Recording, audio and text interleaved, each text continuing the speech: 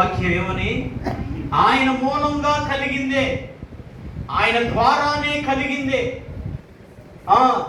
ఆయన నిమిత్తమునే జరిగింది ఇదంతా కూడా. అయినప్పటికీ నీకు ఎదురుగా ఉన్నటువంటిది ఏదన్నా కనబడుతుంది అని అంటే, నీకు నీ కళ్ళు ఎదుట సూర్యుడు కనపడుతున్నాడన్నా, నీ కళ్ళు ఎదుట చంద్రుడు కనపడుతున్నాడన్నా, నీ ఎదురుగానే భూమి ఆకాశములు వారి వారి కాలాల చొప్పున ఋతువులు మారుతున్నాయి అన్నా, అలాగే పగలు అస్తమయము రాత్రి ఇవన్నీ కూడా కలుగుతున్నాయి అన్నా కూడా, ఇవన్నీ కూడా దేవుని బిడ్డలారా ఆయన మూలంగాను ఆయన నిమిత్తము ఆయన ద్వారా కలుగుతున్నమని మనందరికీ తెలుసు. దేవునికి స్తోత్రం కలుగునుగా. దేవుని బిడ్డలారా చూడండి, నీ కన్నుల ఎదుట ఈ పగలు అస్తమయం కాకుండా నీ కన్నుల ఎదుట ఒకసారి అలా ఆగిపోయింది అనుకోండి, రాత్రి తెల్లవారకుండా నీ కన్నుల ఎదుట ఒకసారి అలా ఆగిపోయిందంటే మనకి ఎలా ఆలోచన కలుగుతుంది? దేవునికి స్తోత్రం కలుగునుగా. నేను చెప్పే మాటలు అర్థమవుతున్నాయా? నీ కన్నుల ఎదుట జరిగే ఈ ఒకవేళ కాలానికి అనుగుణంగా జరిగే ఈ పనులన్నీ అతీతముగా, కాలానికి అతీతముగా పగలు అస్తమయం కాకుండా ఉందనుకోండి.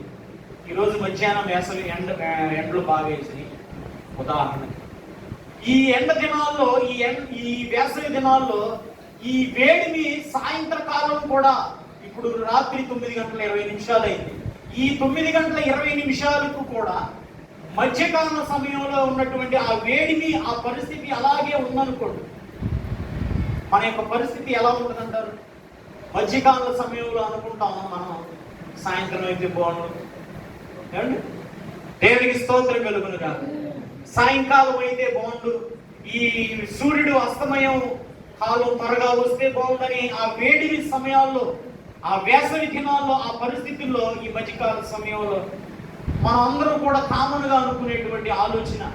నేను అంటాను, ఆ వేసవి, ఆ వేడిని ఈ 9:20 వరకు కూడా అలాగే ఉంది అని అనుకోండి.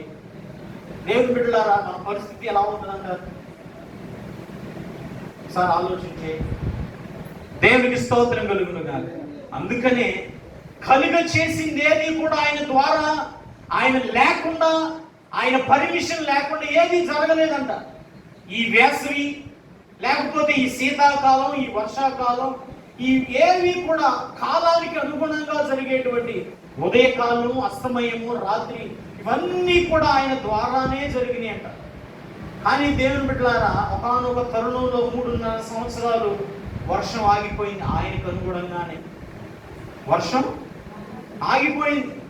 దేవునికి స్తోత్రం కలుగునుగా.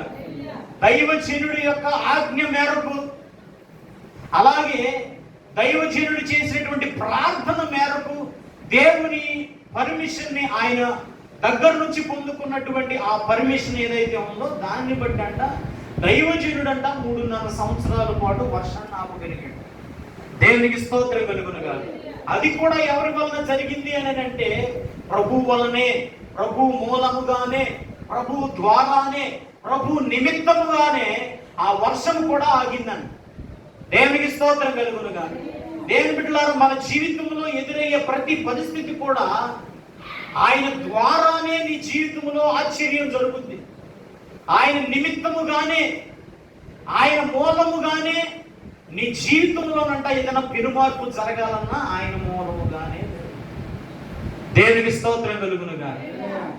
నీవు జరగదు అని, లేకపోతే ఈ పరిస్థితి సంవత్సరాలు గతించిన ఈ పని ఇంతే అని అనుకునేటువంటి ఏ పరిస్థితి అయినా కూడా, దేవుని బిడ్డలారా, ఆయన కాలాతీతంగా, కాలానికి అతీతముగా, అంటే కాలానికి అనుగుణంగా, అంటే ఈ ఉదయకాలం తర్వాత మధ్యాహ్నం తర్వాత సాయంత్రం తర్వాత రాత్రి ఎలా అయితే వస్తున్నాయో, ఇవి కాలానికి అనుగుణం. మానవ జీవితంలో కూడా బాల్యకాలం, తర్వాత యవన కాలం, మధ్య వయస్సు, వృద్ధాప్యం, ఇవన్నీ కూడానండి కాలానికి అనుగుణంగా జరిగేవి. కాలానికి అనుగుణంగా జరిగేవి.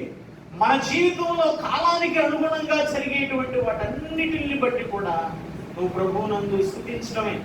ప్రభువునందు దేవునికి స్తోత్రం కలుగునుగా. కానీ మానవ